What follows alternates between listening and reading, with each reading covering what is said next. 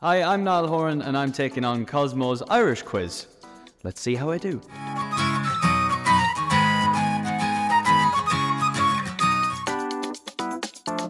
I thought I had some really good St. Patrick's Days until the one this year. I went to the White House to perform for the President of the United States on St. Patrick's Day. I had Guinness in the White House and it was definitely the best St. Patrick's Day I've ever had and arguably one of the better days of my life. So that would be my dream. If I could do that every year, wouldn't it be great? I think a nice morning walk down by the lake would be very nice. We have a few lakes in Mullingar. Nice walk down there would be very nice in the morning time. Little coffee in town on Mount Street. Maybe a bit of breakfast in one of the hotels, maybe the Greville Arms or something. And then I would take, for after lunch, I think we should head to do a bit of a pub crawl. We have about 20, I'd say there's about 23 or 4 pubs within 1 mile in Mullingar. Canton Casey's in the middle of town, seeing the Joe Dolan statue next to it. Then across the road into Daly's, then up the street, up Patrick Street into Clark's. Yes, there's probably some of my favourite pubs I'd bring you to. We'd also have to have a chicken fillet roll, which is like a warm baguette with breaded chicken inside it and then whatever toppings you want. It's kind of like an Irish staple. We have amazing like delis in our like general petrol stations. So it's like high quality stuff. It's very nice. And that'd be pretty much it. Probably back to the pub then and finish it all off. What makes an Irishman a good film heartthrob? I don't know. All the good actors seem to be handsome. Between Colin Farrell, Paul Mescal, Cillian Murphy, Jonathan Rhys-Meyers, Barry Keoghan, it seems to go on. I don't know, probably the accent. We're obviously not that mad into our accents, but the rest of the world seem to find the Irish accent sexy. It seems to be a popular accent amongst people around the world. So that probably helps. I love Derry Girls. I like Erin, she's hilarious. Orla's one of the best characters in any sort of like sitcom or comedy or whatever you want to call it, ever. It's just a genius character and she plays it so well. It's actually probably hard to play that kind of role. Kind of like what Neil was in The Inbetweeners. I feel like Orla does that like so well in Derry Girls.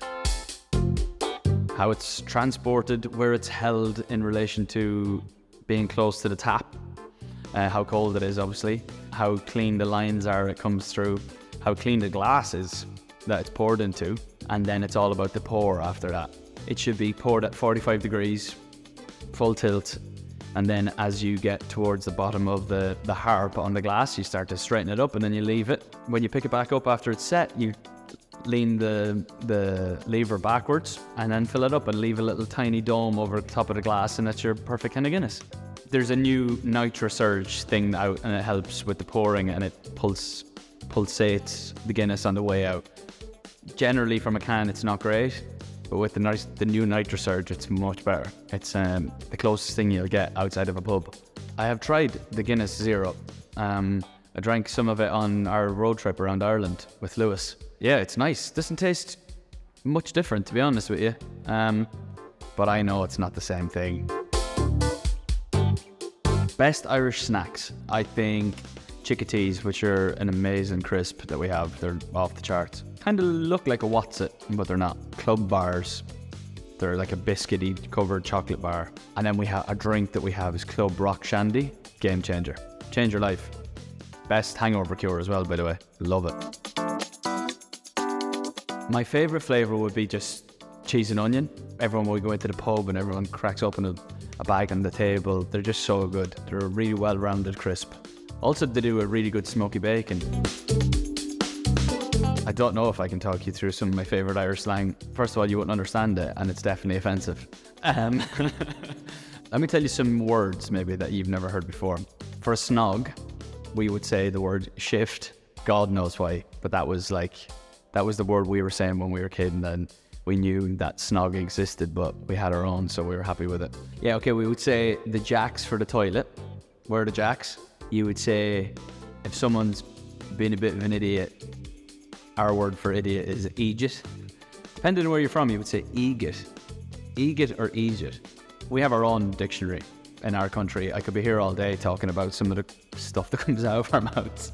But every country does, just not as wild as ours.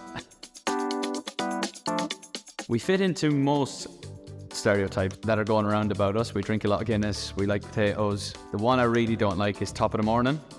I've never ever heard anybody ever say that, and I want to get that across in this video as a public service announcement. I've never heard anyone say top of the morning to you. So if we could get rid of that one, that'd be great, thanks.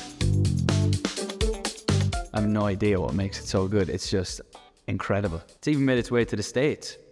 Like in America, they're all over it. It's just so good. It's good everywhere. It's the perfect level of salt, creaminess. It's beautiful.